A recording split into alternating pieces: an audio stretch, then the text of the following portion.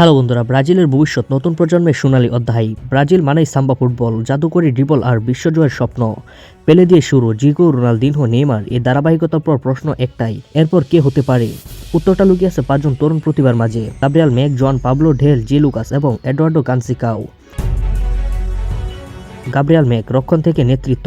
Gabriel make আধুনিক Brazilian ডিফেন্ডারের প্রতিচ্ছবি। শক্তিশালী ট্যাকল, দুর্দান্ত পজিশনিং আর পেছন থেকে খেলা করার অসাধারণ ক্ষমতা তাকে আলাদা করে তোলে। সে শুধু একজন ডিফেন্ডার নয়, সে একজন নেতা। ভবিষ্যতের ব্রাজিলের রক্ষণভাগ তার চারপাশেই ঘুরে উঠতে পারে। জোয়ান পাবলো, মাঝমাঠের মস্তিষ্ক।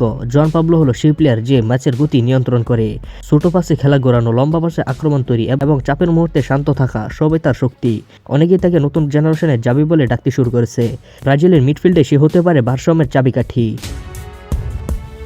ঢেল, গতির বিস্ফোরণ। ঢেল মানেই গতি, সাহস আর ভয়হীন আক্রমণ। উইং দিয়ে ছুটে যাওয়া, ডিফেন্ডারকে একের পর এক কাটানো এবং গোলের জন্য নিখুঁত ক্রস। ঢেল ব্রাজিলের ঐতিহ্যবাহী প্লেয়ারকে নতুন রূপ দিচ্ছে। বড় ম্যাচে তার উপস্থিতি মানেই প্রতিপক্ষের জন্য আতঙ্ক। জি লুকাস, সৃজনশীলতার জাদুকর। জি লুকাস হলো সেই 10 নম্বর টাইপ ফুটবলার যাকে দেখে ব্রাজিলিয়ান ফুটবলের আত্মা খুঁজে পাওয়া যায়। প্রত্যাশিত পাস, চোখ দাঁড়ানো ড্রিবল আর বুদ্ধিদীপ্ত মুভমেন্ট, সব মিলিয়ে সে একজন প্রকৃত প্লেমেকার। নেইমার যুগের পর ব্রাজিল যে সৃজনশীল মুখ খুঁজছে, জি লুকাস সেই আশা জাগায়।